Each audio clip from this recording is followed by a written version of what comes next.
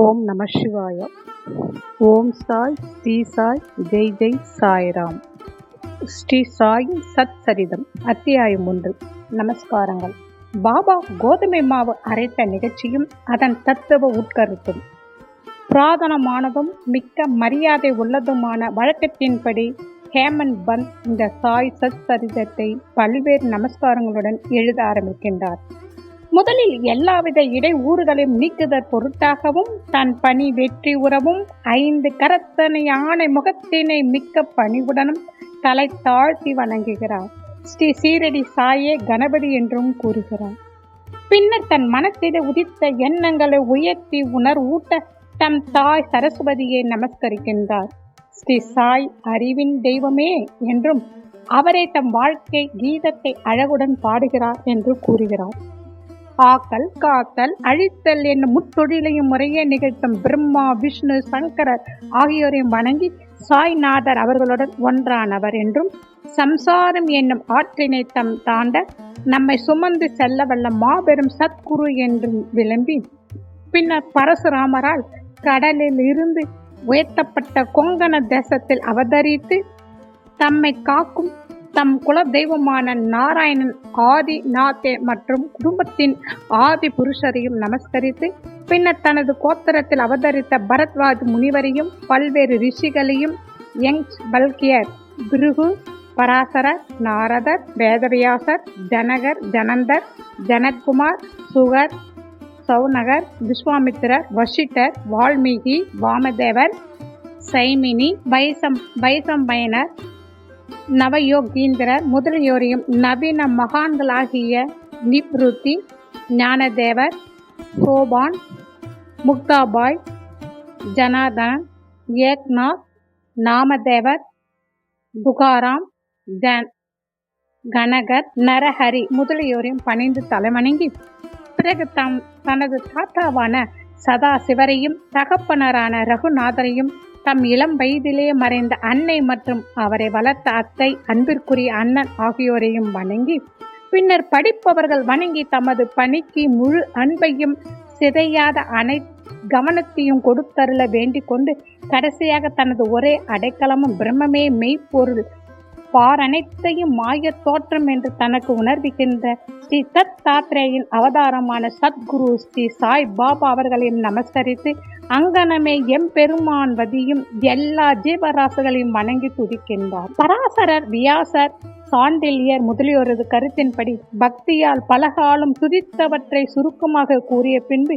ஆசிரியர் பின்வரும் நிகழ்ச்சியை விவரிக்கின்றார். 1910 ஆண்டிற்கு பின் எப்போதோ ஒரு நாள் நல்ல காலை நேரத்தில் மசூதிக்கு சாய்பாபாவை தரிசிப்பதற்காக சென்றிருந்தேன். பின்வரும் நிகழ்ச்சியை கண்ட நான் ஆச்சரியத்தால் தாக்கப்பட்டேன்.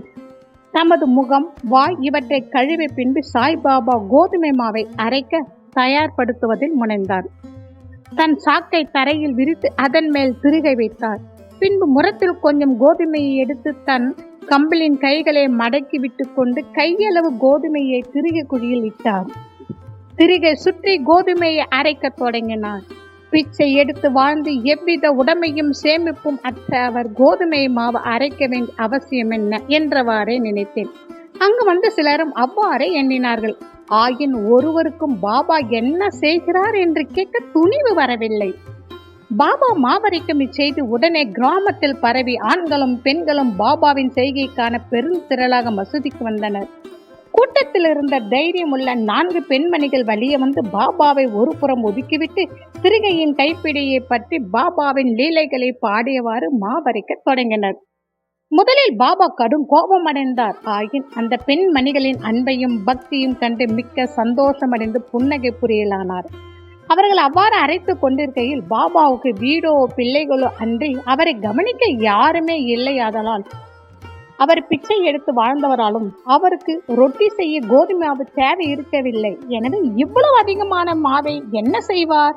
ஒருவேளை பாபா அன்பா இருக்கும் காரணத்தால் இம்மாவை நமக்கு பகிர்ந்து கொடுத்து விடுவார் என்றவாறு எண்ணமிட்டபடி பாடியவாறு அரைத்து முடித்து திருகை ஓரத்தில் நகர்த்திவிட்டு கோதுமை மாவை 4 பிரிவாக பிரித்து ஆளுக்கு ஒவ்வொரு பகுதியாக எடுத்துக்கொள்ள தொடங்கினார்கள். இதுவரை அமைதியாகவும் அடக்கமாகவும் இருந்த பாபா கோபமடைந்து, பெண்களே, உங்களுக்கு பைத்தியம் பிடித்து விட்டதா? யாருடைய அப்பன் வீட்டு பொருளை இவ்வாறு அபகரிக்கிறீர்கள்? நீங்கள் தடங்களின்றி மாவை எடுத்து செல்வதற்கு நான் முன்ன உங்களிடம் கடன் பட்டிருக்கின்றேனா என்ன? தயவு செய்து இப்போதே இதை செய்யுங்கள். இம்மாவை எடுத்து சென்று கிராம எல்லைகளில் கொட்டிவிட்டு வாருங்கள் என்றார். இதை கேட்ட பின் அவர்கள் வெட்கமடைந்து தமக்குள் ஏதோ முணுமுணுத்துக் கொண்டு கிராம எல்லைக்குள் சென்று பாபா குறிப்பிட்டபடி அங்கே மாவை பரப்பிவிட்டார்கள். பாபா செய்த இவைகளெல்லாம் என்னவென்று சீரடி மக்களை வினவினேன். காலரா நோய் கிராமத்தில் பரவி கொண்டு இருப்பதாயும் இது அதையே எதிர்க்க பாபாவின் பரிகாரமாகும் என்றும் கூறினர். கோதுமை அரைக்கப்படவில்லை, காலராவோ அரைக்கப்பட்டு கிராமத்திற்கு வெளியில் கொட்டப்பட்டது. இந்நிகழ்ச்சியின் பின்னர் காலரா மறைந்து கிராம மக்கள் மகிழ்ச்சி விட்டனர். நானும் இவற்றையெல்லாம் அறிந்து கொண்டதில் மிக்க மகிழ்ச்சி அடைந்தேன். ஆனால் அதே சமயம் எனக்கு ஆச்சரியம் விளைந்தது. காலராவுக்கும் கோதுமை மாவுக்கும் பூ உலகில் உள்ள ஒற்றுமை யாது? சாதாரணமான அவைகளுக்கு உள்ள உறவு என்ன? அவை இரண்டையும் எங்கன இணைக்க முடியும்? இந்நிகழ்ச்சி விவரிக்க இயலாதாய் இருக்கிறது. நான் இதை பற்றி சிறிது எழுதி என் மனம் நிறைவடையும் வரை பாபாவின் இனிக்கும் லீலைகளை பாடுவேன். அந்த லீலை பற்றி இவ்வாறாக எண்ணமிட்ட பின் என் உள்ள மகிழ்ச்சியால் நிறைந்தது. இன்னும் நான் பாபாவின் வாழ்க்கை வரலாற்று சச்சரிதத்தை எழுத உணர்ச்சி ஊட்டப்பட்டேன். பாபாவின் அருளுடனும் ஆசியுடனும் இப்பணி வெற்றிகரமாக நிறைவேற்றப்பட்டது என்பதையும் நாம் அறிவோம். மாவரைக்கும் தத்துவத்தின் உட்கருத்து. சீரடி மக்கள் இந்நிகழ்ச்சியை ஒட்டி அமைந்த காரணத்தை தவிர வேறு ஒரு தத்துவ உட்கருத்தும் இருப்பதாக நான் நினைக்கிறோம். சாய்பாபா ஏறக்குறைய 60 ஆண்டுகள் சீரடியில் வாழ்ந்தார்.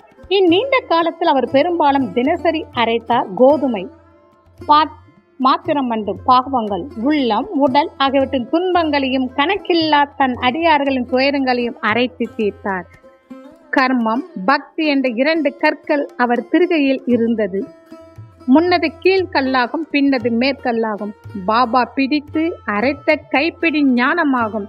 சத்துவம், ராஜசம், தாமசம் என்ற முக்குணங்களையும் சேர்த்து நமது எல்லா உணர்ச்சிகள், ஆசைகள், பாவங்கள், அகங்காரம் இவைகளை நிகழ்த்துகளாக்கி முன்னேறி வேலையாக அரைக்கப்பட்டால் அன்றி ஞானம் அல்லது தன்னை உணர்தல் என்பது முடியாதென்பது பாபாவின் உறுதியான தீர்ப்பாகும். இக்குணங்களை தள்ளிவிடுவது அத்தகைய கடினமானது.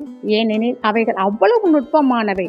கபீரின் ஒரு நிகழ்ச்சி இங்கு ஞாபகம் ஊட்டுகிறது. ஒரு பெண்மணி சோளத்தை அரைத்துக் கொண்டிருந்ததை பார்த்துவிட்டு அவர் தன் குரு நிபத்ரஜனிடம் திருகையில் இடப்பட்ட சோளத்தை போன்று இவ்வுலக வாழ்க்கை என்னும் திருகையால் நசுக்கப்படும் போது நான் 50 நாள் அழுகிறேன் என்று கூறினார். நிபத்ரஞ்சனார், பயப்படாதே, நான் செய்வது போல் இத்திருகையில் உள்ள ஞானம் என்னும் பிடியை பிடித்துக்கொள். அதிலிருந்து நெடுந்தூரம் சென்று திரியாதே, ஆகின் உட்புறமாக திருப்பி, அப்போது நீ காப்பாற்றப்படுவது நிச்சயம் என்று பதிலளித்தாராம். ஓம் சாய், ஸ்ரீ சாய், ஜெய் ஜெய் சாய்ராம். திருச்சிற்றம்பலம்.